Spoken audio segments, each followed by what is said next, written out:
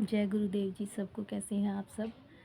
तो गुरु रविदास जियों का एक बहुत ही प्यारा, बहुत ही सुंदर एक दोहा है, आपको पढ़ के सुनाती हूँ। उसका मीनिंग भी समझाऊँ, इसके बाद में उस बारे में बात भी करेंगे कि माथे तिलक हाथ जप माला, जग ठगने को स्वांग रचाया, मार्ग छोड़ कुमार्ग ऊके, साची प्रीत बिन राम ना पाया।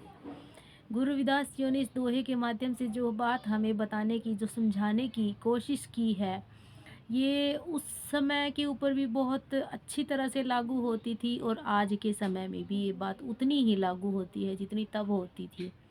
बात यह है कि कुछ लोगों को समझ में आई और कुछ को नहीं आई।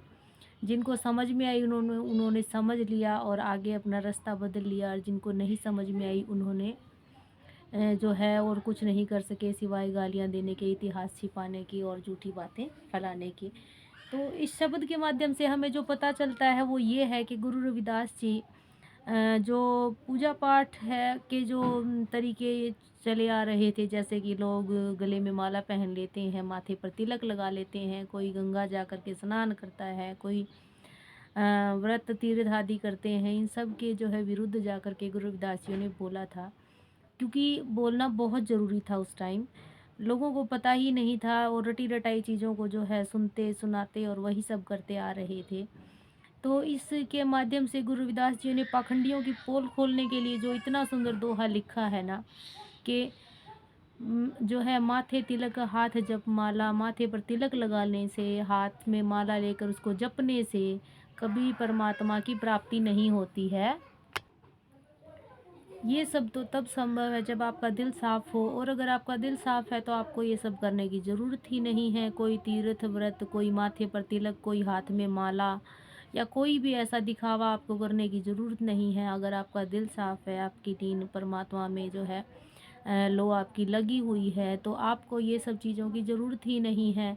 कुछ लोग माला पहन लेते हैं परमात्मा के नाम की, कुछ तिलक लगा लेते हैं और बोलते हैं कि जो है हमने परमात्मा को पा लिया है, हम इस तरीके से परमात्मा को पा लेंगे। असल में ये सब चीज़ें सिर्फ़ और सिर्फ दिखावा है, दुनिया को पागल बनाने के लिए, अपने आप को बुद्धू बनाने के लिए ये सब चीज़ें हैं।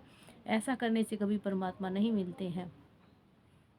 और दूसरी बात जो है कि गुरु रविदास जियों ने इन चीज़ों का खंडन किया है, और उसके बावजूद भी उनको उसी रूप में दिखाया जाता है। हमेशा आप लोग देखेंगे कि गुरु रविदास जियों की जो स्वरूप प्रचलन में है, वो वैसे तो क्या किसी ने उनको जो है, ऐसा तो आज कोई मौजूद नहीं है कि जिसने उनको देखा हो और जो है वो वैसा ही स्वरूप बना करके तैयार कर दें। लेकिन एटलीस्ट हम इतना तो कर ही सकते हैं कि गुरु रविदास जियों का जो भी स्वरूप हम बनाएं, उसमें माला तिलक वगैरह से तो उनको जो है दूर, इन चीज़ों को उनसे दूर रखें। क्योंकि जब गुरु रविदास जियों ने खुद ही इन चीज़ों का विरोध किया है, तो कैसे वो अपने गले में माला पहनेंगे। अगर वो वही माला अगर उनको पहननी होती तो क्या वो उन चीज़ों का विरोध करते? नहीं करते।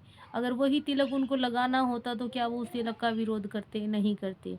वही सब पूजा पद्धतियाँ अगर उनको अपनानी होती तो क्या वो उन चीज़ों का विरोध करते? कभी नहीं करते ऐसा।